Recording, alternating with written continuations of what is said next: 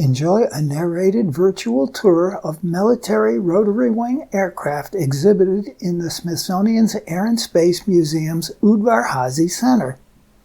The museum is in Chantilly, Virginia, outside of Washington, D.C., is free to visit, but there is a $15 parking fee. The Collette XO-60 was the U.S. military's final attempt at developing a rotary wing autogyro aircraft.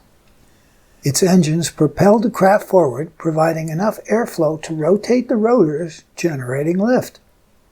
It was able to fly forward and take off and land nearly vertically, but could not hover. As the military saw hovering as a requirement for rescue, troop insertion, and anti-submarine warfare, their attention focused on helicopters. Sikorsky's XR-4 helicopter served as the prototype for the world's first mass-produced helicopter. Sikorsky produced 130 R-4s, 55 going to the Army Air Force, 23 to the Coast Guard and Navy, and 52 to Great Britain. The Army Air Force used it mainly as a trainer, but 20 served in the Pacific and Burma theaters during the last 16 months of World War II. These R-4s performed liaison and rescue duties, including the first medical evacuation by helicopter.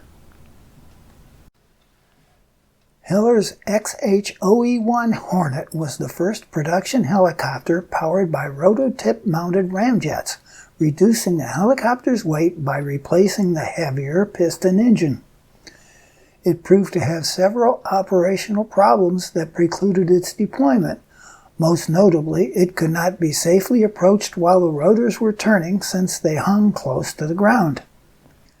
The Hornet was used by both the U.S. Army and Navy as a technology demonstrator and established Hiller as a contender in the emerging helicopter market.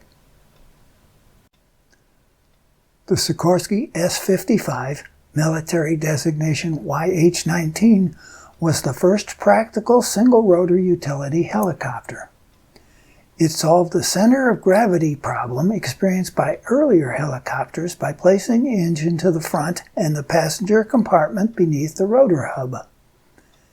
It was designed for the Air Force for Arctic rescue work, but served all U.S. military branches throughout the 1950s, especially during the Korean War. This displayed helicopter is the first Sikorsky Model S-55 and served mainly at the factory, demonstrating improvements to the series. Sikorsky's S-52 utility helicopter was designated HO-5S-1 by the U.S. Navy and Marine Corps and was the first U.S. helicopter with all-metal rotor blades.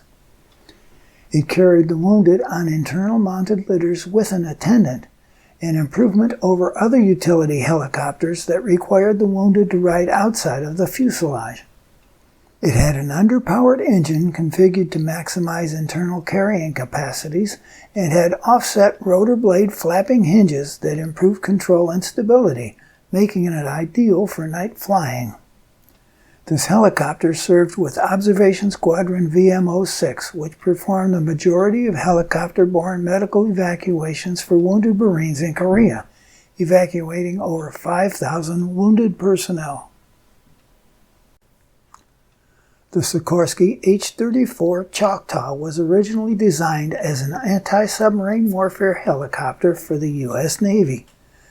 They served mostly as medium transports on every continent with the armed forces of 25 countries. Other uses included saving flood victims, recovering astronauts, fighting fires, and carrying presidents. It was the last piston-engine helicopter to be operated by the United States Marine Corps. The H-34 remained in service with the United States Army and Marine Corps aviation units into the late 1960s, eventually replaced by the UH-1 Iroquois utility helicopter. In the mid-1950s, Hiller Helicopter constructed a series of innovative flying platforms for the Army-Navy program as a one-man flying vehicle. The 1031-A-1 is the second of these flying platform prototypes and was the first to operate outside of ground effects. When hovering, it proved relatively stable and easy to handle, but had a forward speed of only 16 miles per hour and had erratic handling in windy conditions. Attempts with upgraded models did not resolve the control and stability problems. Dwight D. Eisenhower was the first U.S. president to fly in this helicopter. This flight was part of an exercise that simulated a nuclear alert, testing how quickly the president and other government officials could evacuate Washington, D.C. Bell Helicopter modified commercial H-13 Sioux helicopters to serve this special need, adding all-metal rotor blades and plexiglass nose bubbles heavily tinted to reduce glare and heat.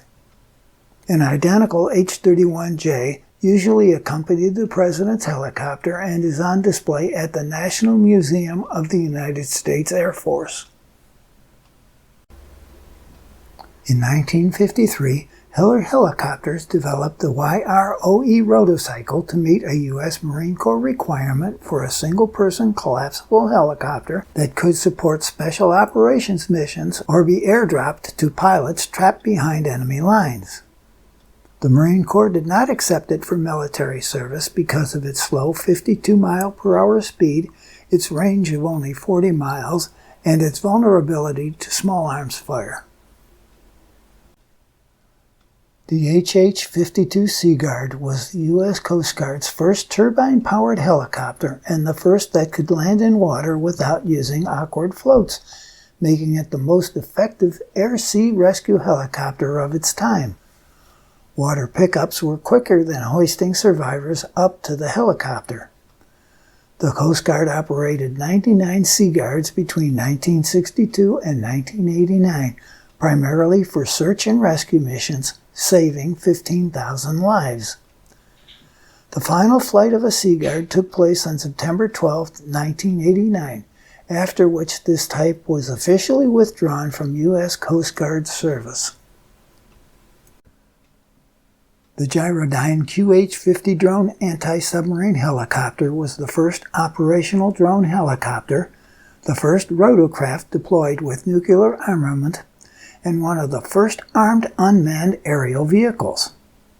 Soviet nuclear-powered submarines created a demand for a remotely piloted helicopter that could operate from smaller, older destroyers and carry a Mark 57 nuclear depth bomb or 2 torpedoes. Most QH-50 deployments consisted of anti-submarine patrols with torpedoes, but a number of the craft were used during the Vietnam War primarily for spotting naval gunfire. In 1954, the U.S. Army launched a design competition for a new medical evacuation medevac helicopter.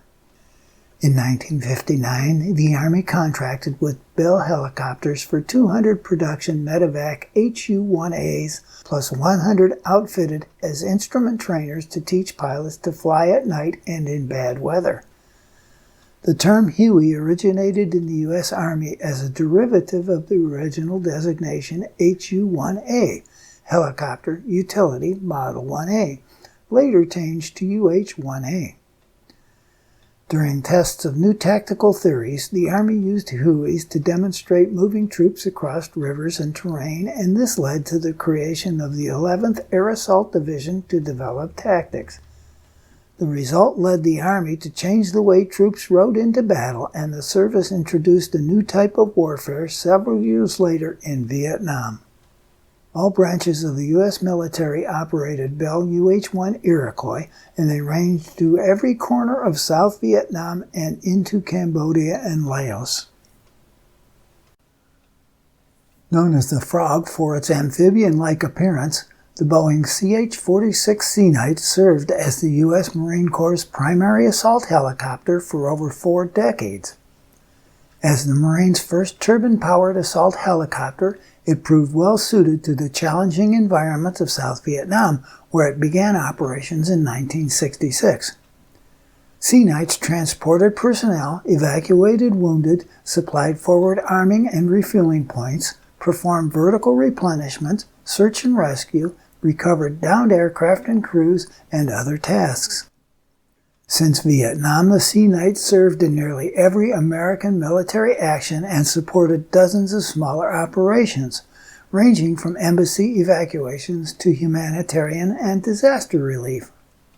This aircraft wears a special heritage paint scheme used in the final years of its service that evokes its extensive Vietnam War service, including a mission that resulted in the award of a Navy Cross. The Bell AH-1F Cobra was the first purpose-built helicopter gunship to enter military service. It used the same engine, transmission, and rotor system as the Bell UH-1 Iroquois, which already proved itself as a capable platform during the conflict. In Vietnam, it commonly provided fire support to friendly ground forces, escorted transport helicopters, and flew in hunter-killer teams by pairing with Hughes OH-6A Cayuse Scout helicopters. Versions of the Cobra continue to serve in the U.S. Marine Corps and the armed services of many nations. From 1968 to 1971, this Army G model flew 2,100 combat hours in Vietnam. The Bell XV-15 Tiltrotor technology demonstrator was the culmination of efforts to produce an aircraft that could take off, land, and hover like a helicopter, but with the speed of an airplane. The rotor pylons tilt from vertical to horizontal, eliminating the speed barriers imposed on conventional helicopters by retreating blade stall, and allowed the VX-15 to operate at speeds up to 345 miles per hour. This is the second of two VX-15s built by Bell under a joint NASA-U.S. Army program. It served from 1979 through 2003, demonstrating operations under a wide range of conditions and logged 700 hours of testing.